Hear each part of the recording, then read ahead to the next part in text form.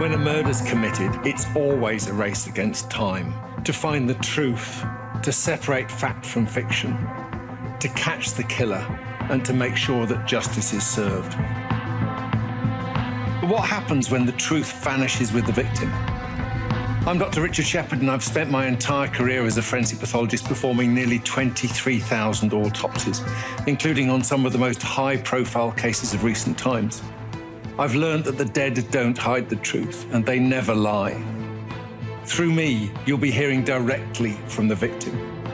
From a state-of-the-art laboratory with groundbreaking technology that uses digitally scanned sample bodies, I'll be investigating a series of intriguing murders where, from the victims' bodies, I'll be revealing to you the truth behind those horrific crimes.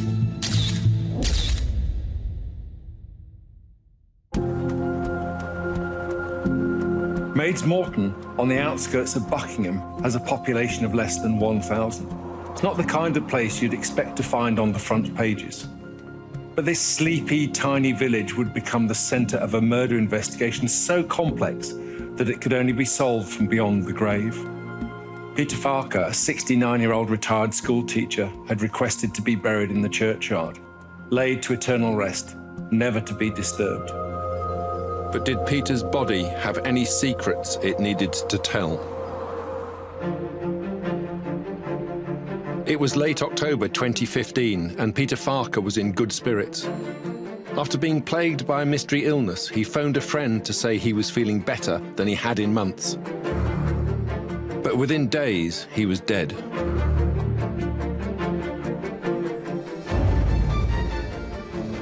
So it's Monday morning and Peter's cleaner enters the lounge.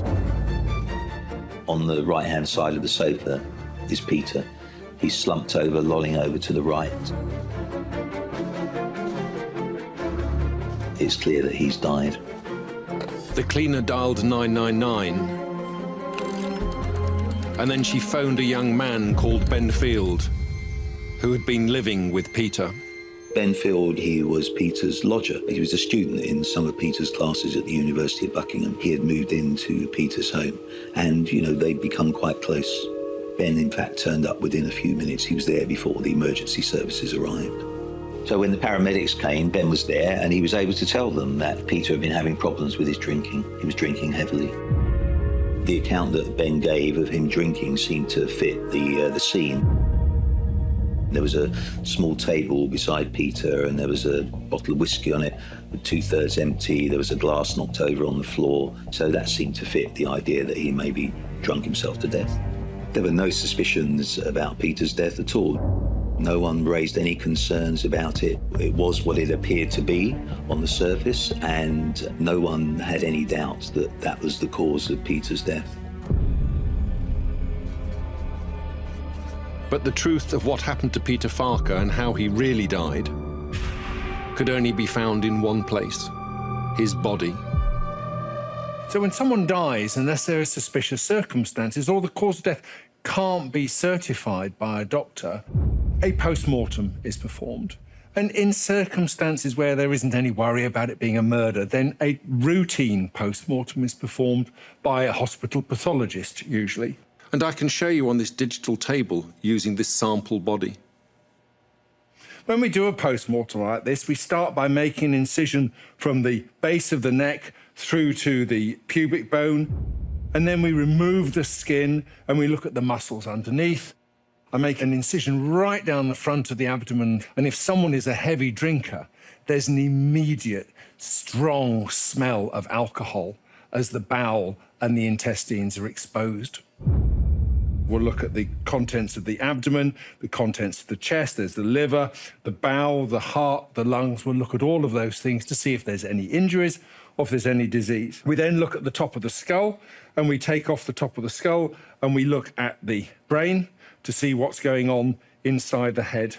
And the brain itself is examined too. So all of the areas of the body are fully examined in a routine post-mortem. And often standard toxicological tests are performed as well to see whether there's any alcohol. Now, in the case of Peter Farquhar, it was said that he was an alcoholic. It was said that he was found collapsed on a settee with a half-empty bottle of whiskey next to him. And so the coroner ordered a test for alcohol to be performed. Not the full screening test that can be done, but just looking at alcohol. And this showed his alcohol was 3 times the limit for driving. That was sufficient for them to conclude that he had died from acute alcohol poisoning. So at the end of the post-mortem examination, they hadn't found any disease. They'd found the presence of alcohol. So they managed to establish a cause of death, but possibly not the cause of death. After that initial post-mortem, Peter's body was released back to his family. Peter was deeply religious and had asked to be buried at Stowe Parish Church, where he was a popular member of the congregation. Peter's funeral was a huge affair at Stowe Church. There were so many people that they couldn't all get into the building. Peter's young lodger, Ben Field, who had been closest to him in his final months, took a leading role in the service. Ben read a eulogy to him, which was kind of in keeping with his apparent relationship with Peter. It was full of puns and wordplay, and obviously made Ben seem very clever. People generally had goodwill towards him. They thought that he'd really looked after Peter in his declining times because he'd been ill for a while. And he just seemed to be a young, decent man. There was a lot of discussion of what caused Peter's death. I asked Ben if he could tell me, and he said that it was confidential, that the family didn't want people to know, but he had died from alcohol poisoning. And he told me a story how all the alcohol in the house had been taken out, but he had accidentally left a bottle of very good malt whiskey, which he'd intended to give as a present to someone else. And Peter must have found it when sleepwalking and had drunk most of it. And that had caused his death. Ben was very lucky. Peter had made him a beneficiary of his estate, and in fact Peter's house ended up being sold, and Ben received half of the proceeds, which enabled him to buy a home in Toaster, a small flat. He did very well out of Peter's death. And that might have been the end of it, until it was discovered that months earlier, while Peter was still alive, one of his elderly neighbours had also become very close to none other than Ben Field. Anne Moore Martin, Peter's neighbour, she lived 3 doors up from Peter. She was a retired primary school head teacher. By this time, she's in her early 80s. She's never married, she has no children, and she's comfortably off. She meets Ben, and Ben starts wooing her, becoming friendly with her, and Anne, in return, was completely love-struck by Ben. He gave her a photograph of himself, and he captioned it beneath the photograph, "I am always with you." She created a kind of shrine in her home. By degrees, Anne became separated from her family. Ben, I think, encouraged her to reduce her contact with her family, and so she became isolated from them. A year after Peter had died, Ben was now poised to inherit Anne's house as well. Anne was very religious. She believed very profoundly in God, and she'd started receiving these apparent miracle messages on her mirrors in her home. They said things like, "God loves you, take care of Ben, God will reward you." And really the messages seemed to be saying to Anne, "Make Ben a beneficiary of your will." And decided to change her will in his favour. She made contact with a local solicitor.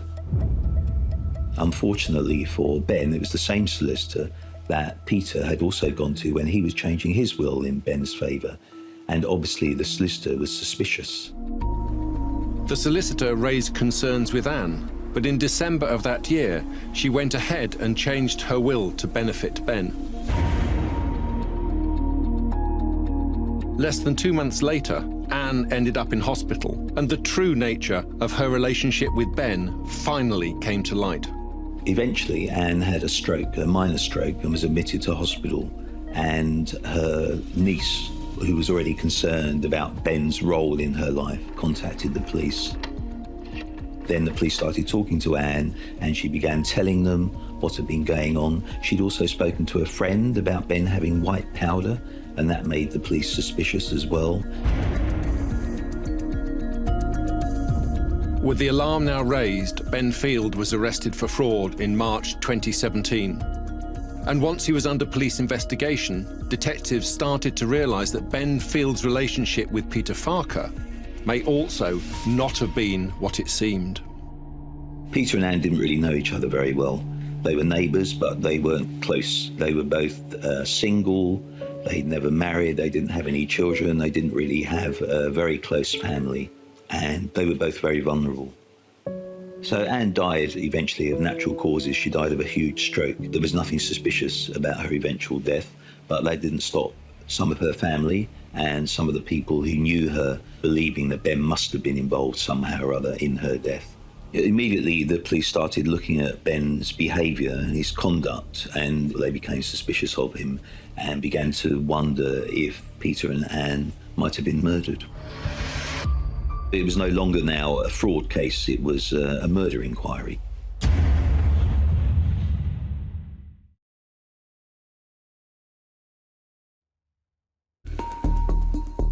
When 69-year-old Peter Farquhar died in 2015, it was not treated as suspicious.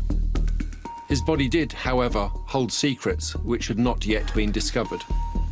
But after his death, Police had no reason to suspect that his lodger Ben Field was lying about his alcohol problem, or that there was anything untoward about Ben inheriting money from Peter's will. as Peter struggled with his declining health, Ben had been there at his side. So no one had really asked how a young man more than 40 years his junior had come to be living with Peter in the first place.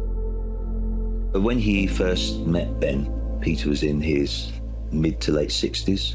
He was a retired English teacher at two very prominent public schools. He'd been a senior English teacher at Manchester Grammar School, and then he'd moved down south to take up the head of English at Stowe Public School. He was focused on his work as a schoolmaster, a very effective teacher. He was focused on his faith as a Christian. And he also entertained dreams of becoming a published novelist. And he had written some novels and none of them had been published. But he was quite content. He had a comfortable life. He also had a great sense of humor and was very good company. He was very interested in all aspects of culture, music and art and architecture, and liked travel. As an aspiring novelist, Peter was a prolific writer. For very many years, back to the 90s, Peter had been writing daily journals. I think there was something like 62 books, each one of about 200 pages, closely handwritten. He would record everything that happened. They were quite microscopic accounts of Peter's daily life. His journals revealed that Peter was a man in turmoil. Peter came from a very religious family, and he himself was extremely religious and what you might call high church. He was an active member of the church at Stowe. He was also gay, he was homosexual, but he found that absolutely incompatible with his faith. And he couldn't reconcile those two parts of himself. It was really very sad. I'm sure that Peter was lonely in his retirement. He did share with me his own feelings of guilt at having fantasies and desires that he felt should not become reality. It was a sort of secret sexuality. He believed that it was not wrong to have homosexual feelings, but that it was, for him, as a Christian, wrong to live them out. I think undoubtedly the fact that Peter was kind of tormented by his sexuality made him vulnerable to anyone with a predatory intent. In retirement, Peter took up the position as a part-time English lecturer, and this is where he first met Ben Field. So in April 2011, Peter notices Ben Field, who is then just 20, a young man sitting in the class that he's teaching. He seems to like him and seems to be impressed by his intelligence. The first time I heard about Ben, was when Peter was describing a class that he was teaching at Buckingham University. And it was not very responsive, the class, but there was one bright student, and that was Ben Field. By the sound of it, he was very clever, very vocal in class. He liked to contribute. Ben came from a normal, quite respectable family, quite a comfortable upbringing. His mother was a parish councillor. His father was a Baptist minister of a popular local church. It seemed that after a while, Ben was visiting him at home, and he said Ben comes and chats and is very pleasant company, seems to like to come and talk to me. Ben appeared to share Peter's love of literature, and their relationship developed quickly. They spent a lot of time talking about books and writing. That was a great passion of both of them. I think they had quite competitive conversations, trying to outwit each other with their, clever wordplay. Peter was attracted to Ben because they exchanged ideas about literature. Ben was full of his own approaches to literature and ready to discuss and argue. And Peter was very happy to engage in that. And he found him pleasant company. Before long, this attraction became a serious commitment. Things progressed between Ben and Peter. 2.5 years after they first met, they took a walking holiday together. It's the first time they share a bed in a hotel room, which Peter's journals reveal he finds very exciting, being close to Ben's body. Then on a particular day, they take a walk up a hill, and at the top, Ben declares his love for Peter. He produces 2 knives that he's bought especially for the occasion. They are, the equivalent of wedding rings. They're sort of symbols of brotherhood and commitment. This is the culmination of everything that Peter might have secretly hoped for his whole life. Ben now moves into Peter's home. They've agreed that to the outside world that Ben will be the lodger, but it's a very poignant detail that for the first time in his life, Peter goes out and buys a double bed, clearly, planning to share that bed with Ben. No one really knows whether or not Ben and Peter ever had sex. I think that Peter used a phrase in his journal, words to the effect of total physical and emotional satisfaction before God. And that might be an interpretation of the fact they were having sex, but it's just impossible to know. Peter sent me an email telling me that Ben was moving in and that they were forming a partnership and that this was not to be official. No one was to know about it. Neither of them felt it necessary to tell anybody else. Peter was thanking God for this God-given relationship. He was sure that it was blessed. 5 months later, they made a serious commitment. So things move quite quickly for Ben and Peter now, and in March 2014, they go through a ceremony of betrothal. There's a gay vicar in London at Abbey Road in Kilburn, St Mary's Church, and he conducts a small ceremony for them. It's just the 3 of them. As far as I know, I'm the only person that Peter spoke to about this blessing that their relationship received.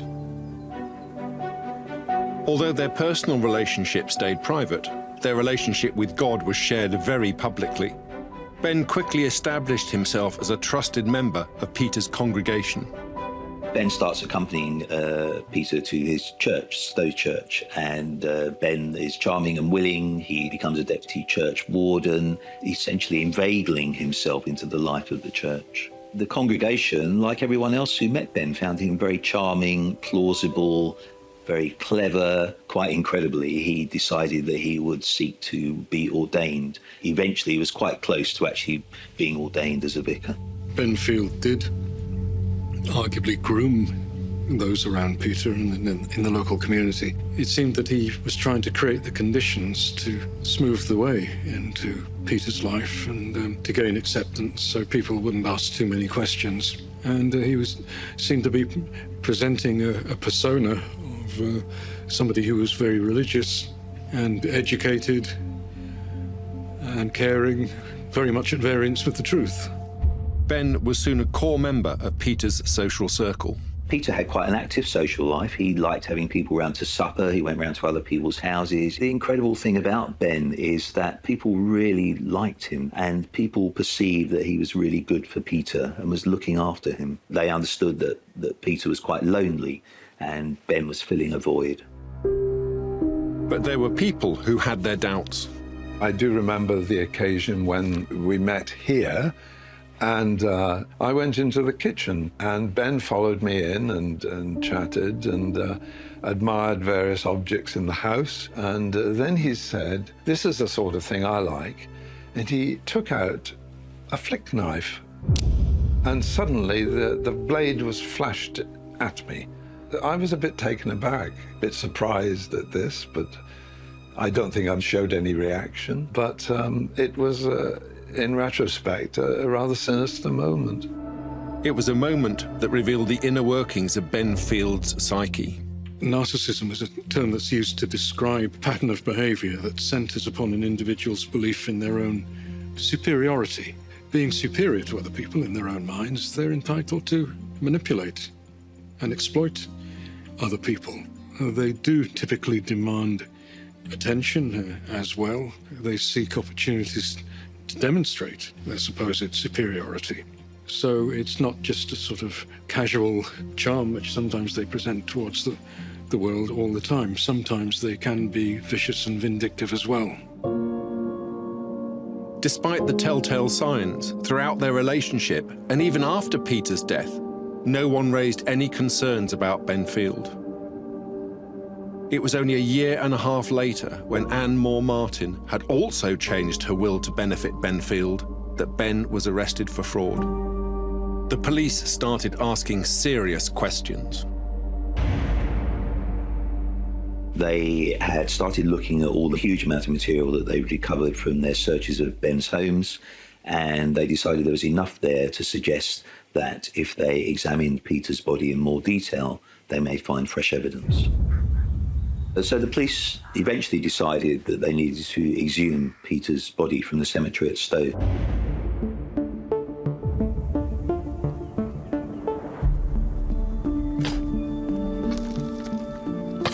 It's not an everyday occurrence for the police to exhume the bodies of people who had died. It's very rare. I don't think the police wanted to alert the community and also the potential suspect to the fact that they were essentially carrying out a covert murder inquiry. So they carried out the exhumation privately and quietly. Peter Farquhar had been dead and buried in Stowe Parish Churchyard for a year and a half, but his body still had secrets that had not yet been discovered. It's amazing how much information you can get from a body that's been buried for a long time. The changes of decomposition depend so much on the type of soil that the body was buried in. And in Peter's case, in fact, the preservation of his body was very good. The skin in some small areas had been decomposed and bits of the skeleton were exposed. And the external surfaces, because of those changes, would have lost some superficial evidence that might have been present. Now, Peter's organs had changed a bit, returning, as is the normal process, through their cellular contents back to the earth, as we would expect. The internal organs that were able to be seen present within the body were pretty good and could be further examined. But the key thing was, in order to establish whether Peter had actually died as a result of acute alcoholic intoxication, there needed to be a much more detailed examination of the whole of the body, looking in greater detail for any injuries, any other findings, and of course for much more toxicological examination. The secret of how Peter had really died had been buried with him. Now his own body would tell the true story of what the killer really did to his victim. Critically, the most important piece of evidence that sealed the case were the results of the exhumation that had been carried out of Peter's body. I don't think I've ever come across anything like it.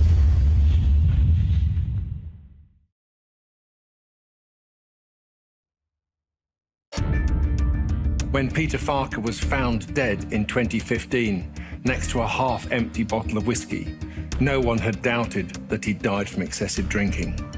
But now his body had been exhumed. And finally would be able to tell the truth about what had happened.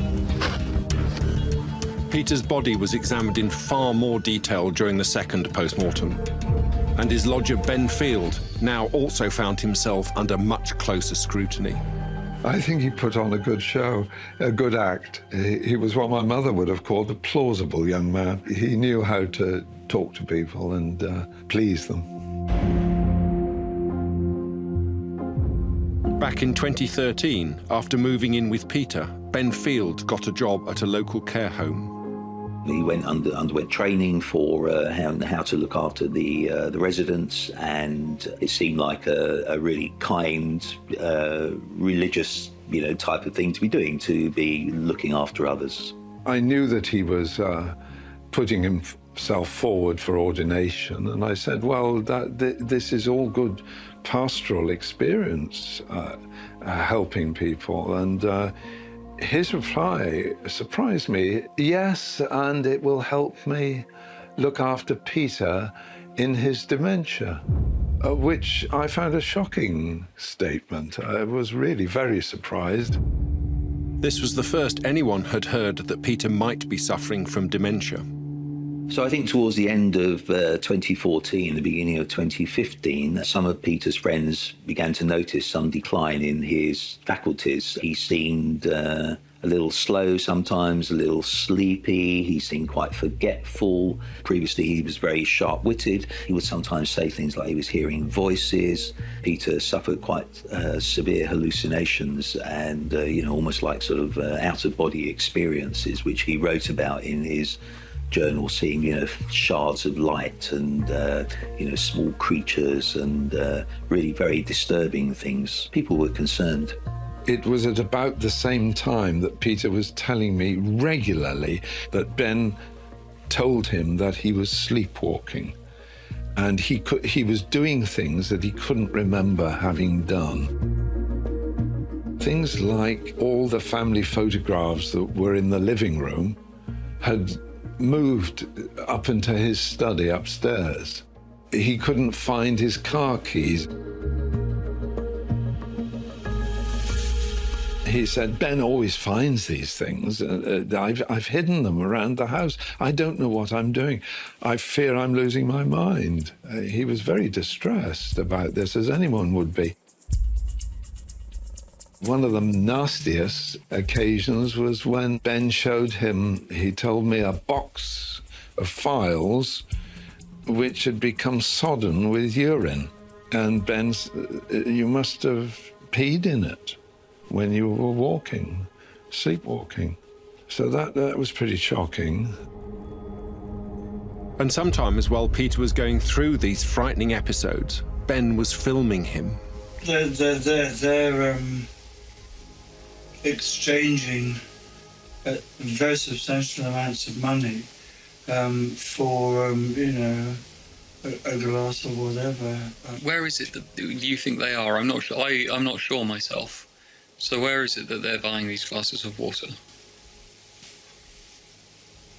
They probably aren't. Ben Field's behaviour towards Peter Farquhar does seem to have been extremely cold-blooded, very calculated. I think he did undoubtedly get gratification from the hold that he had over Peter, the fact that he was able to manipulate Peter into doing things. It's as if this was just as important to him as the financial gain, for example. He asked people to pray for him.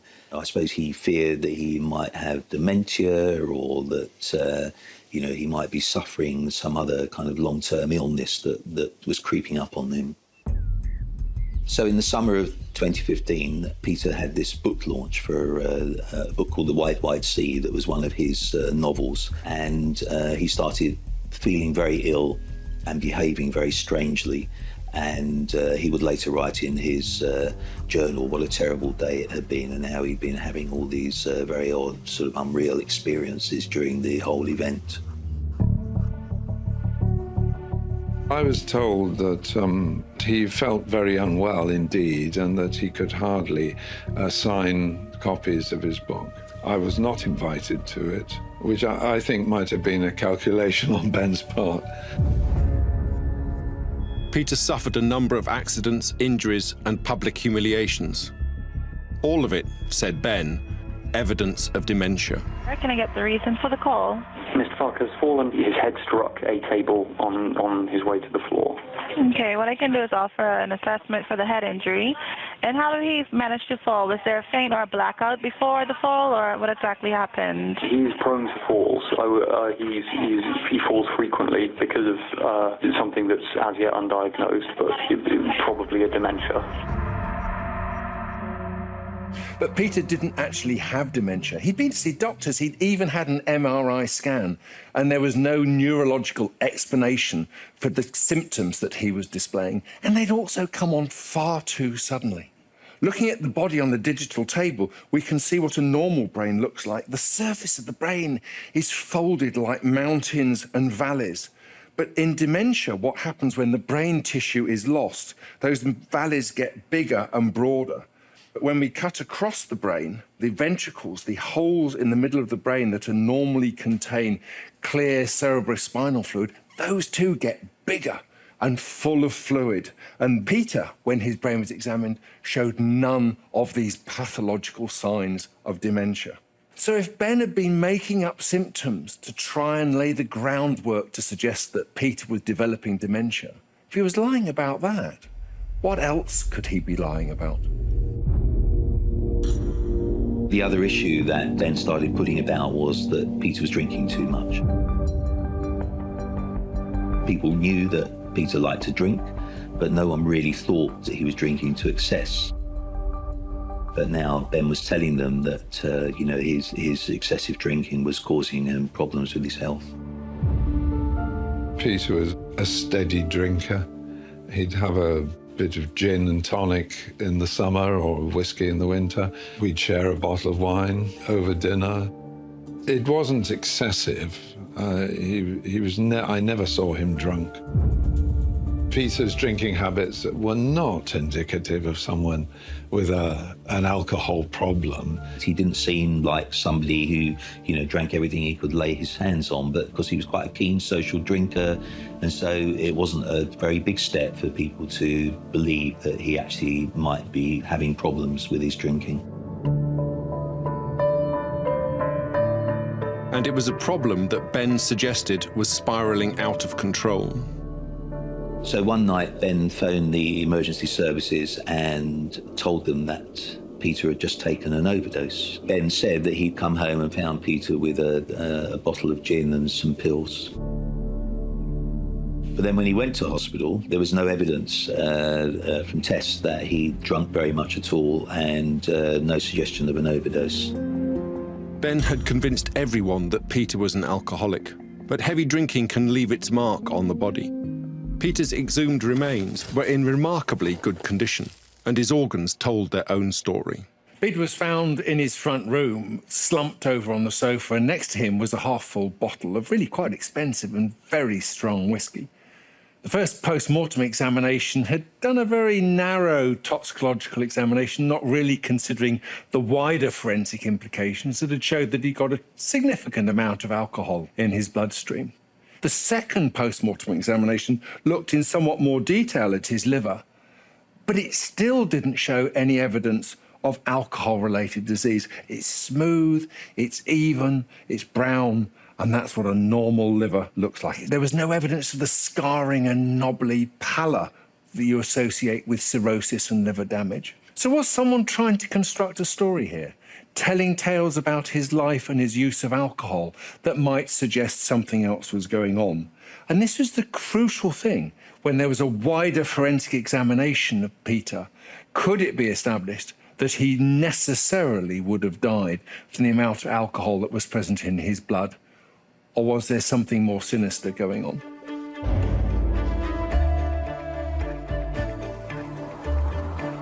Back in 2015 in Maids Morton, Peter was so concerned about his failing health that he moved into a care home where there was a dramatic change. He's away from Ben, obviously, and miraculously he starts to feel so much better. He feels much better in himself. He starts phoning friends, telling them how well he's feeling. One of the friends he called was Robert Wilson.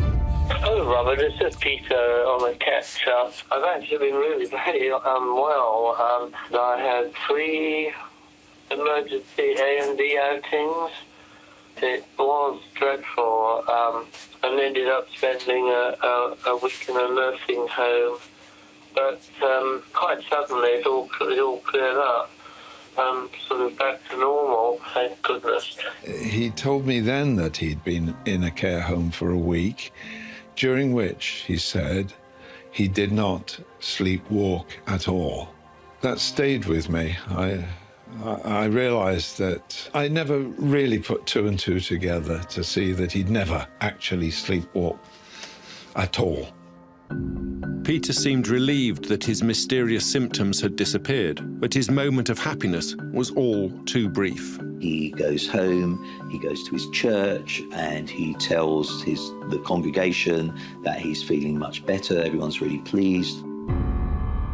And it's the next day that he's found dead by his cleaner.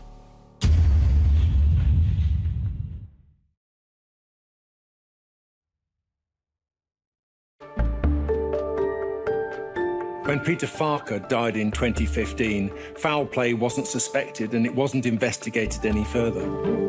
But then a shock discovery led to the exhumation of his body and the chance for it to reveal the truth.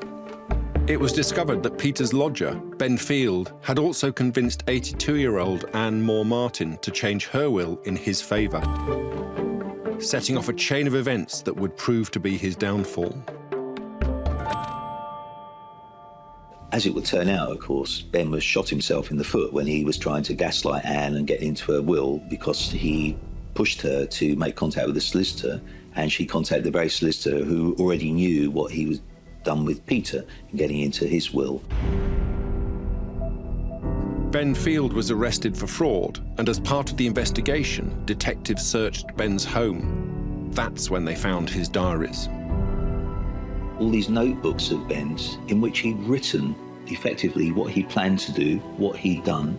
One of the great mysteries of the case is why Ben knew the police were after him, but he didn't destroy all those notebooks, which would have made it much harder for the police to build a case against him.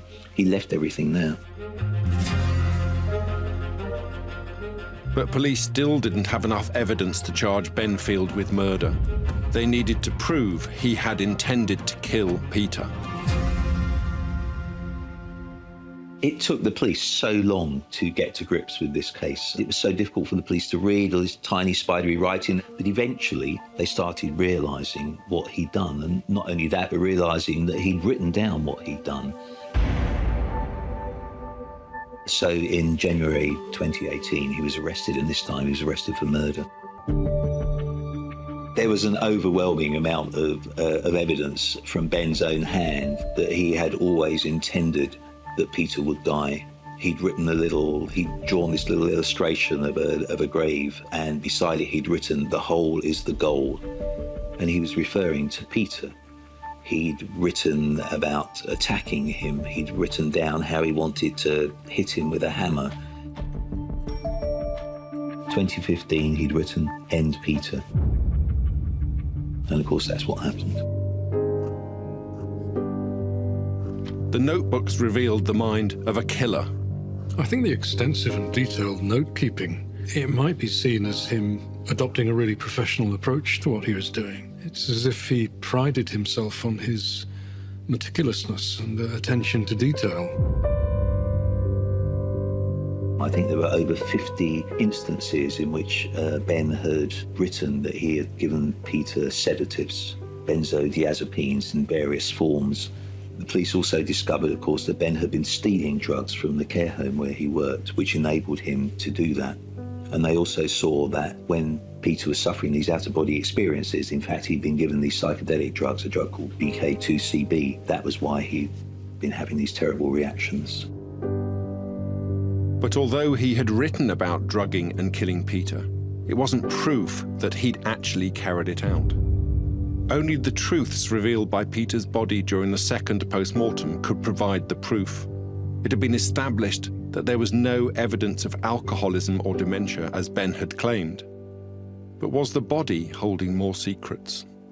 In Peter's exhumation, they recovered samples of his hair for toxicological examination. Now, the hair doesn't decompose very quickly after death, and that's because it's composed of keratin, the same material that makes your nails. And I can show you pictures of it on the digital table here.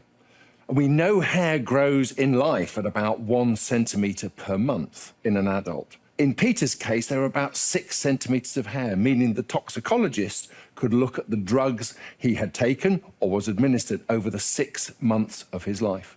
And when they did so, they could see that there were benzodiazepine drugs present throughout the samples that were analysed. It also found evidence that he had taken or been given an ecstasy-type drug, the type of drug that gives people bizarre hallucinations. And that would explain, perhaps, his really odd behaviour at his book launch. The hair proved that what Ben Field had written in the pages of his journals about harming Peter was not just fantasies. It was evidence that he had actually done it. This is such an unusual case because it's all there, it's all written down what's happening. So you had Ben describing that in his notebooks that he's drugged Peter. You had Peter in the next day's journal entries describing how he felt so ill.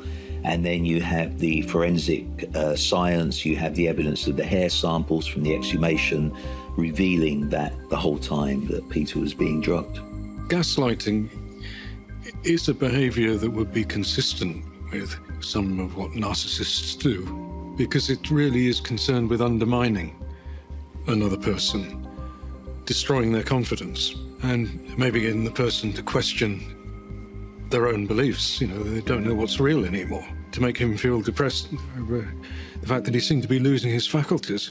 So although in the end the police could never absolutely say with certainty what happened at the moment of Peter's death, how he had died at Ben's hand, the evidence that Ben had killed Peter and that he had intended to kill him was overwhelming. Ben Field was charged with the murder of Peter Farquhar and the attempted murder of Anne Moore Martin. Ben's trial at Oxford Crown Court in the summer of 2019 was absolutely epic. I mean, it lasted over 3.5 months. It was practically the whole summer. Ben, disclosed so many extraordinary things that he'd done. He was giving evidence for well over 2 weeks, and he was in the witness box facing the jury like he was delivering a lecture sometimes, trying to play down what he'd really done, but at the same time not being able to avoid showing people how clever he was, how devious. Seeking to represent yourself in court is rather unusual, and I think that is entirely consistent with his narcissistic tendencies. Maybe he felt that he would be better than any mere lawyer, that he'd be able to dazzle the jury with his brilliance, and meanwhile receive a lot of attention in the courtroom. So it would tick a lot of boxes for him, I'm sure. Ben was deceiving everyone. He was living a completely unreal life. It was extraordinary to hear it unfold in court. His defence was that when he wrote those things down, he was just, playing with ideas. He never really meant any of it. And what else could he say? He'd written it all down. He'd left it there for the police to find. Ben's notebooks also revealed a hit list of over 100 people to manipulate, including his own parents. There was little doubt that he would kill again. I was called to be a witness at the trial of Ben Field. It was a very strange and rather frightening experience giving evidence. During the court case, the defence wanted me to know that I was on Ben's hit list. He had a list of people who he might consider murdering in due course. I think the fact that the police found a list of, I think it was over 100 potential targets, does give an indication of just how planned and cold-blooded it really was. He was fascinated by how clever he was, and it felt like that sometimes when he was in the dock talking to the jury about all his misdeeds. that he was kind of proud of them in some way, and, you know, you could see him almost rising, had this kind of grandiosity about him and the superiority. A psychopath is usually described as having a kind of superficial charm, a sense of grandiosity, a sense of their own importance. Is often quite glib, rather dismissive of other people's points of view. They seem very confident regarding their own point of view.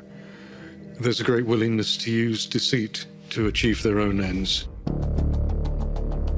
After a trial lasting 15 weeks, Ben Field was found guilty of Peter Farquhar's murder. But there wasn't enough evidence to convict him of having played a part in the death of Anne Moore Martin. Ben was given a life sentence. He was convicted of murder, he was sentenced to life, and he received a 36-year tariff, which means that he will serve 36 years before he can be considered for release. I mean, he may never be released, but he won't be going anywhere for 36 years. Peter Farquhar didn't survive the calculated cruelty of Ben Field. A body never lies, and Peter's body needed to be able to give the truth of what had happened to him. But thanks to his wish to be buried in holy ground, in the churchyard that was so central to his life, the evidence buried with him helped ensure that Ben Field could never claim another victim.